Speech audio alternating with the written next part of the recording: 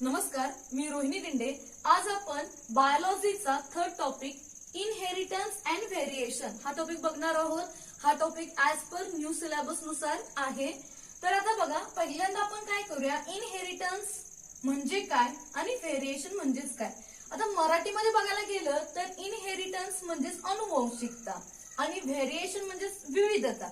आता अनुवंशिकता पहिला आपण काय करूया, इनहेरिटन्सची डेफिनेशन बघूया. आता इनहेरिटन्स म्हणजे त्याचा आणखीन त्याला दुसरा शब्द आहे बघा, हेरिडिटी. ठीक आहे, तर याची डेफिनेशन काय होते, तर ट्रान्समिशन ऑफ जेनेटिक इन्फॉर्मेशन. बघा, transmission of genetic information from parents to offspring.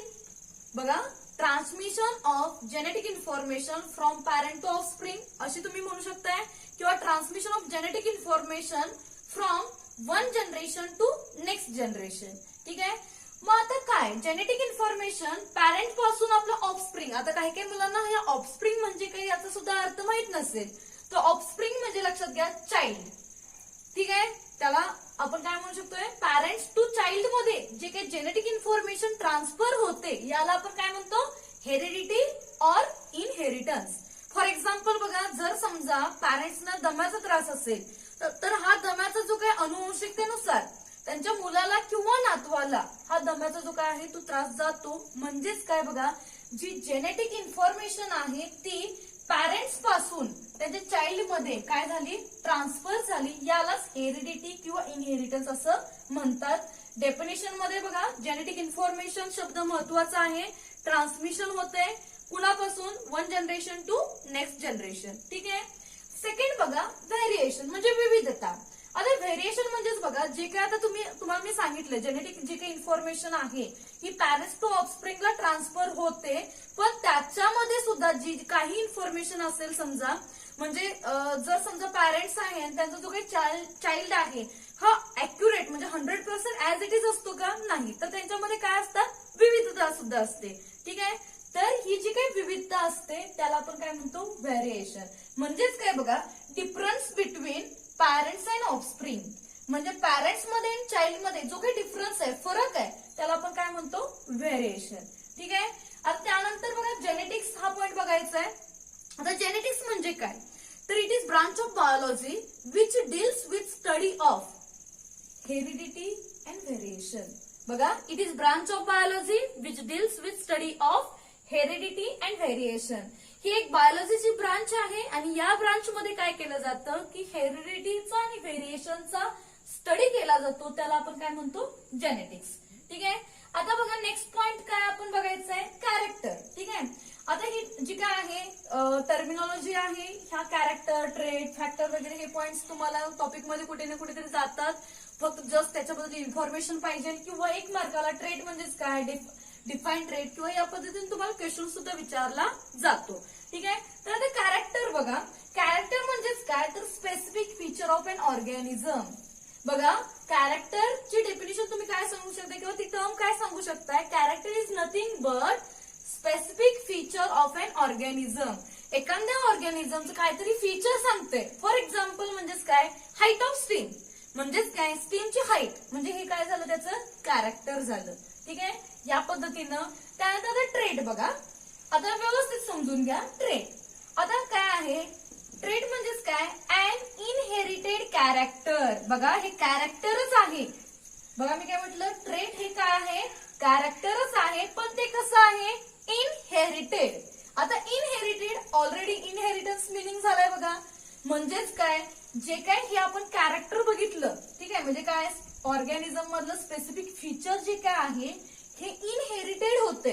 म्हणजेच काय, इनहेरिटेड म्हणजेच काय, तर एका जनरेशन टू काय केलं, नेक्स्ट जनरेशन, त्याला आपण काय म्हणतो, ट्रेट. बघा, ट्रेट म्हणजेच कॅरेक्टरच आहे, फक्त हे जे काय आहे specific feature of organism. Character म्हणजेच काय आहे, स्पेसिफिक फीचर ऑफ ऑर्गॅनिझम. पण हे जे काही कॅरेक्टर आहे वन जनरेशन टू नेक्स्ट जनरेशनला जर गेलं म्हणजे ते काय झालं, इनहेरिटेड झालं. बरोबर, कॅरेक्टर ते कसं झालं, इनहेरिटेड कॅरेक्टर झालं, आणि त्यालाच आपण काय म्हणतो, ट्रेट. आणि काय म्हटलं, इट डिटेक्टेबल व्हेरियंट, आणि ते काय करतं, डिटेक्टेबल व्हेरियंट. फॉर एक्झाम्पल बघा, आता इथे कॅरेक्टर काय होतं, हाईट ऑफ स्टीम हे एक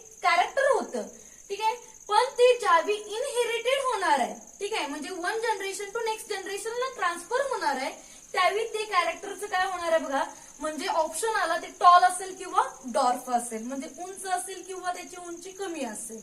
ठीक आहे, टॉल ऑर डर्ट. ठीक आहे, याला आपण काय म्हणतो ट्रेट. परत एकदा बघा, ट्रेट म्हणजेच काय, अँड इनहेरिटेड कॅरेक्टर. कॅरेक्टरच आहे पण ते काय आहे, इनहेरिटेड आहे. म्हणजे वन जनरेशन टू काय झालंय, नेक्स्ट जनरेशनला काय झालंय, ते ट्रान्सफर झालंय. त्यानंतर नेक्स्ट काय बघा, फॅक्टर. ठीक आहे, फॅक्टर बघा, which is responsible for inheritance. Factor आहे हा इनहेरिटन्सला काय आहे, रिस्पॉन्सिबल आहे. पुन्हा काय, factor is a unit of heredity. Heredity म्हणजेच लक्षात घ्या इनहेरिटन्स. तर हा जो काय फॅक्टर आहे हा युनिट ऑफ हेरिडिटी आहे.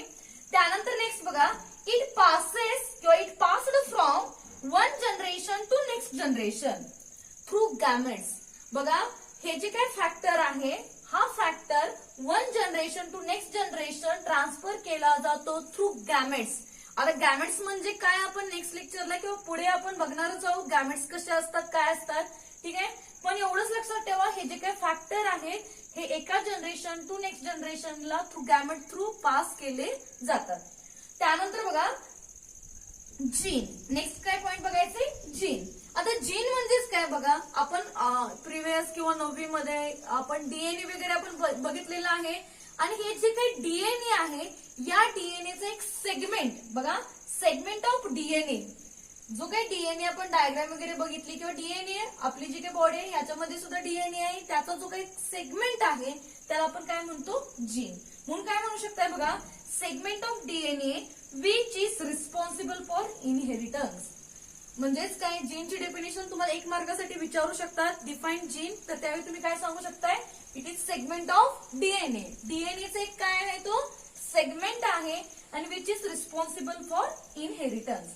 आता त्यानंतर बघा, एलेल्स. आता एलेल म्हणजेच काय बघा, 2 or more alternative form of gene. ठीक आहे, बघा जो काही जीन आहे, जीन म्हणजे तुम्हाला माहिती आहे सेगमेंट ऑफ डीएनए. डीएनएचं काय आहे, तो सेगमेंट आहे, बरोबर. मग आता मी बघा रफली अशी एक डायग्राम 2 छोट्याशा काढलेल्या आहेत. डीएनए तुम्हालाही माहिती आहे, या पद्धतीने डीएनएची वगैरे आपण अशा डायग्राम काढलेली होत्या, अशा डीएनए 9th ला वगैरे. त्या पद्धतीने ही एक डीएनए हे एक डीएनए, त्याचं मी काय घेतलंय, एक सेगमेंट घेतलाय. हा एक आणि हा एक आहे.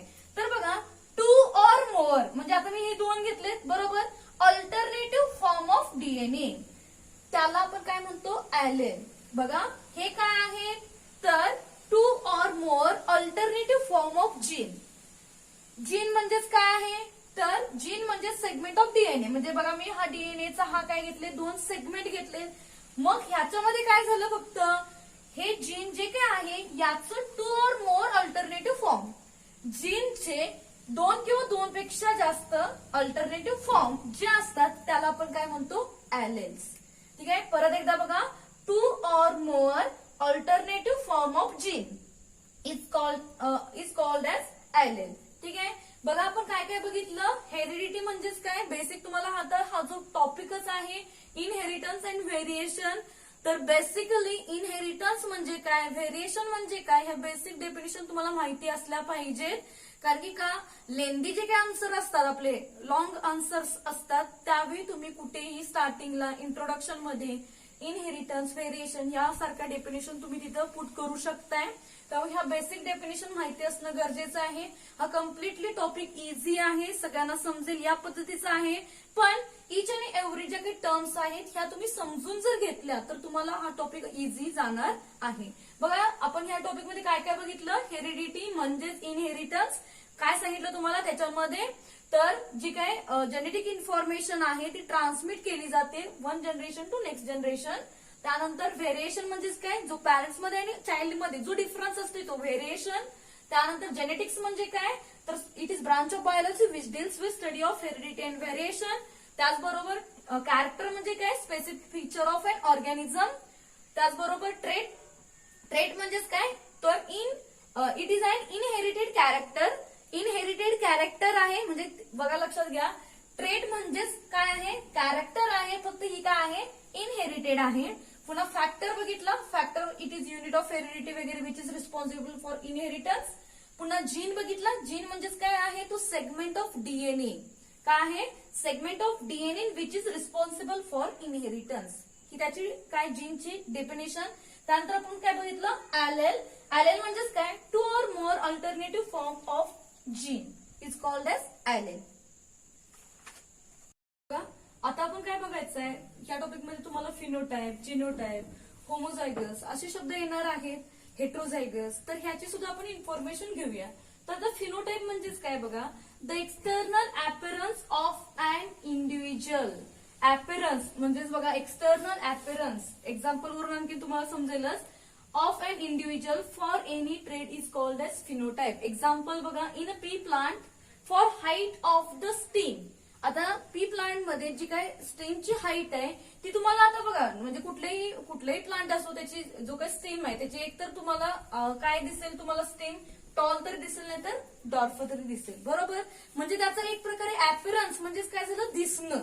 ठीक आहे, म्हणजे एक्झाम्पल बघा, in a pea plant for height of the stem tall and dwarf, किंवा ऑर जरी म्हटलं तरी चालतं, म्हणजे टॉल किंवा डॉर्फ या पद्धतीने दिसते. मग tall and dwarf are the 2 phenotype. म्हणजे त्या पी प्लांटचे टॉल आणि डॉर्फ हे जे काय आहेत ते 2 फिनोटाइप आहेत. म्हणजेच लक्षात घ्या, फिनोटाइप मध्ये एवढाच हा शब्द तुम्हाला खूप इम्पॉर्टंट आहे. तर कुठला, तर एक्सटर्नल अपीअरन्स. कुठला शब्द आला पाहिजे तुमचा, तर external appearance of an individual for any trait. ठीक आहे, आणि त्यानंतर बघा फिनोटाइप बघूया आपण. फिनोटाइप म्हणजेच काय, it is representation of the genetic constituent. बघा, जे जेनेटिक कॉन्स्टिट्युएंट आहे ते रिप्रेझेंट करणं. म्हणजे एक्झाम्पल बघूया आपण, constituent of an individual with respect to single character और सेट ऑफ कॅरेक्टर. आता एक्झाम्पल बघा, इन अ पी प्लांट. आता इथं सुद्धा पी प्लांटचं एक्झाम्पल घेतलेलं. In a pea plant tall plant can have genotype capital T or capital T small T. म्हणजेच लक्षात घ्या, फिनोटाइप काय करतोय, तर एक्सटर्नल अपीअरन्स काय करतोय, तर external appearance of an individual. Appearance आहे टॉल किंवा डॉर्फ, किंवा टॉल अँड डॉर्फ. ठीक आहे, या पद्धतीने हा एक्सटर्नल अपीअरन्स आहे. हा काय करतोय, जिनोटाइप म्हणजेच काय, तर रिप्रेझेंटेशन करतोय. Representation of the genetic constituent of an individual with respect to single character और सेट ऑफ कॅरेक्टर. मग आता बघा, आपण एक्झाम्पल काय घेतलं, जो काही टॉल प्लांट आहे कॅन हॅव जिनोटाइप. टॉल प्लांटचा जिनोटाइप कसा असतो, तर कॅपिटल टी या पद्धतीनं, और कॅपिटल टी स्मॉल टी. हा काय झाला, टॉल प्लांटचा काय झाला, जिनोटाइप झाला. म्हणजे ते रिप्रेझेंटेशन झालं टॉल साठी. आणि dwarf will have small T. ठीक आहे, डॉर्फ साठी काय आहे, स्मॉल टी. आणि आता त्यानंतर नेक्स्ट बघायचंय बघा, होमोझायगस. तुम्हाला माहितीये होमो म्हणजेच काय असते, सेम असते. मग आता बघा, होमो म्हणजेच काय, अन इंडिव्हिज्युअल प्रोसेसिंग सिमिलर ॲलेल. आता याच्यामध्येच बघा, तुम्हाला ह्यामध्ये आपण एक्झाम्पल वापरले. हे जे काय एक्झाम्पल आहे हे आपण होमोझायगस साठी घेतोय, कारण की दोन्ही सुद्धा हे जे काही दिसतात बघा, हे तुम्हाला ॲलेल कसे दिसतात, हे काय दिसताना दिसतात, तुम्हाला सेम दिसतात.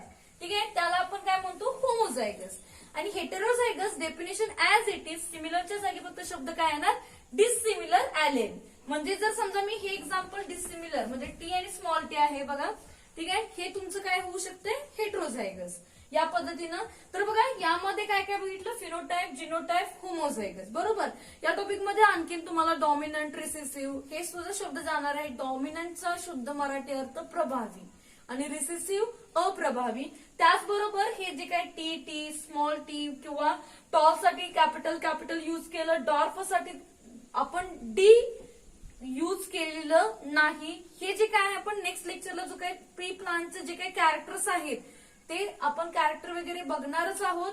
ठीक आहे, तर आमचा हा जो काही व्हिडिओ आहे तो मॅक्झिमम मुलांच्या पर्यंत तुम्हाला तुमच्या सोप्या लँग्वेज मध्ये सांगितलं असल्यामुळे मॅक्झिमम मुलांच्या पर्यंत हा व्हिडिओ काय करा, शेअर करा.